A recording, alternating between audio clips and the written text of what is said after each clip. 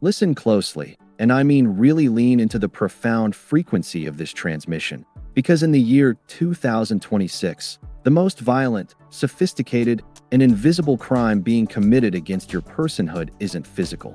It is the systematic, high-speed, and relentless theft of your most finite, non-renewable, and sacred resource, your time. The machine has meticulously and malevolently engineered a digital landscape designed specifically to fracture your human focus into 1,000 insignificant, glowing, and temporary pieces, keeping you in a state of constant, low-level panic and reactive chaos. They want you rushing through your life. They want you breathless and anxious, and they want you perpetually behind an invisible curve that they and their algorithms control. They want a global population of frantic, twitchy, and hollowed-out addicts who cannot stand perfectly still for 60 seconds without desperately reaching for a hit of digital dopamine from a cold glass screen.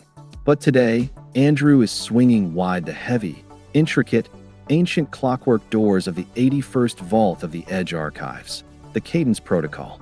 We are decoding the rhythmic, deliberate, and absolutely unshakable pace of John Wayne, a man who understood that he was the master of the frame, a man who never once ran when walking would get him to his destination with more dignity, more presence, and more lethal impact. In the year 2026, speed is often dangerously and pathetically mistaken for progress. But the Duke knew a primordial truth that the modern algorithm hates with a passion. A sovereign man moves at his own specific tempo, regardless of the frantic, spinning, and collapsing world around him. Doctor, record this opening protocol for the year 2026. If you aren't dictating the rhythm of your own 24 hours with an iron hand, then the machine is dictating it for you through 1,000 subtle notifications and artificial emergencies. We are studying the frontier pace today, the godlike ability to move slowly enough to see the hidden danger in the brush, but steadily enough to overcome it without ever breaking a sweat. Stand perfectly still with me for a moment, partner, because you cannot conquer the vast frontier if you are too busy looking at your watch and checking your feeds like a servant. Analyze the psychology of the deliberate move with me with a cold, surgical, and unblinking mind. Because in the year 2026, the entire global system is absolutely terrified of a man who cannot be rushed, panicked, or pressured into a stupid mistake. Think about John Wayne's walk, that slow, rhythmic, heavy, and iconic gait that physically dominated every single frame of film he ever touched. That wasn't just a stylistic choice made for the cameras or a bit of theatrical flair. It was a psychological weapon of frontier war. He was telling the world, his enemies, and the audience, I have all the time in the universe, and you will wait for me to arrive on my own terms. We are decoding the sovereign tempo today. In the year 2026, the machine uses artificial urgency, limited time offers, and the fake speed of the news cycle to keep your cortisol levels spiked, making you easier to manipulate, distract, and control. But the Duke operated on a frequency of absolute and total presence that was unshakable. Doctor, examine the Duke's private records on interpersonal dominance. Look at how he used long, heavy, and uncomfortable silences and calculated pauses to force others to reveal their hand, their fear, and their inherent weakness. In the year 2026, your silence and your refusal to react instantly to the digital noise is a legitimate, high-level superpower. When you stop rushing to meet the frantic and hollow demands of the machine, you instantly regain your internal throne and your sovereign dignity. The frontier was won by men who understood that a steady, well-rested horse goes much further and survives longer than a panicked, galloping one that collapses into the dust before noon. Never let the digital chaos of the year 2026 dictate your pulse or your pace. You own the clock, and until you realize that fundamental fact, the clock owns you like a piece of livestock. In the third and most operationally critical layer of the 81st protocol, we address the forge of focus. You see, in the year 2026, the machine wants your mind to be like a shallow, muddy puddle, wide, thin, and easily evaporated by the heat of the next distraction. But the Duke's mind was like a deep, dark, and bottomless well. He knew that true work, true strategy, and true sovereignty require a level of immersion that the modern, hyper-connected world has all but forgotten in its quest for convenience. We are decoding the deep work shield today. In the year 2026, the system rewards the multitasker, the man who is doing 100 things poorly and surface level all at once. But Andrew says, the multitasker is nothing more than a slave to the surface, a man with no depth and therefore no power. The sovereign man is a master of the depth. Doctor, record this for the permanent archives. Depth is where the gold is buried. The surface is only for the flies and the scavengers. Think about the Duke preparing for a life or death standoff in the middle of a dusty street. He wasn't checking the weather or chatting with the townsfolk to pass the time. He was singular, focused, and mentally locked on the target with a lethal intensity. In the year 2026, you must build a fortress around your concentration. You must turn off the pings, the buzzes, the vibrations, and the endless chatter that tries to pull you out of your rhythm and back into the herd. When you are in your cadence, the world outside should simply cease to exist to you. This is how you outproduce, outthink, and outmaneuver the masses who are far too busy reacting to their phones to ever act on their own lives. You don't need more hours in the day, partner.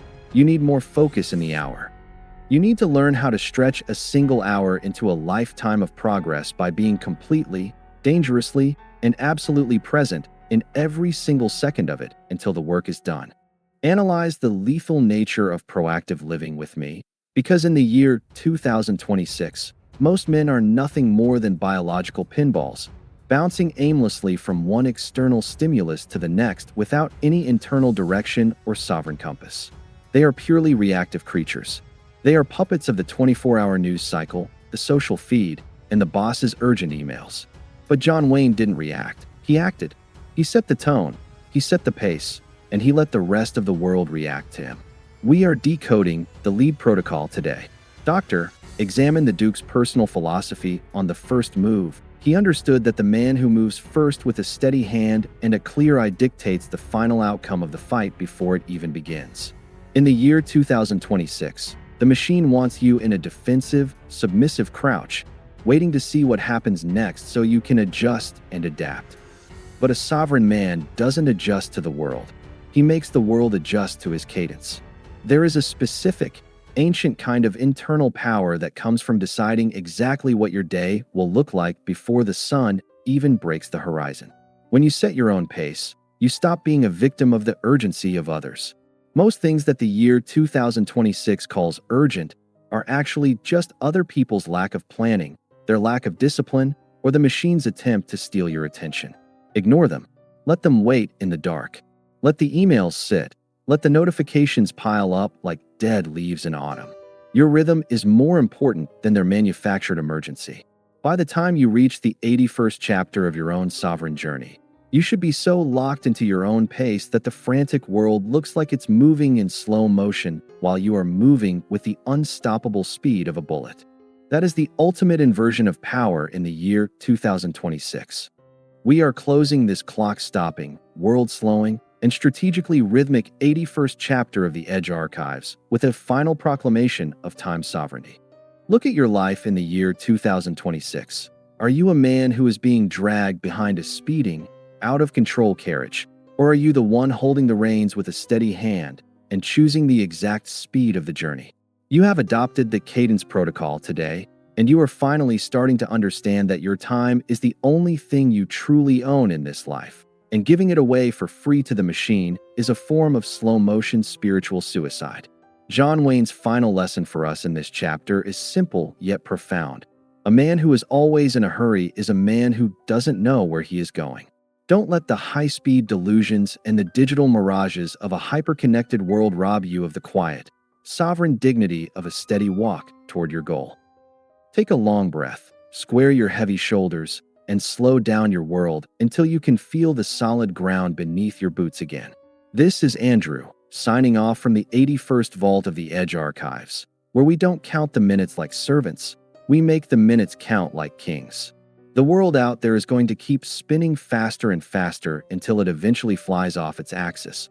But the sovereign man remains unmoved and unbothered, walking his own trail at his own pace, watching the sunrise with the infinite patience of a mountain. Go out there today and reclaim your clock from the thieves. Silence the digital noise. Find your internal rhythm. And never, ever let anyone else call the cadence for your life. Stay rugged. Stay deliberate.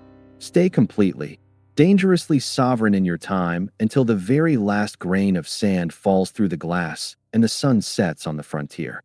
Andrew out.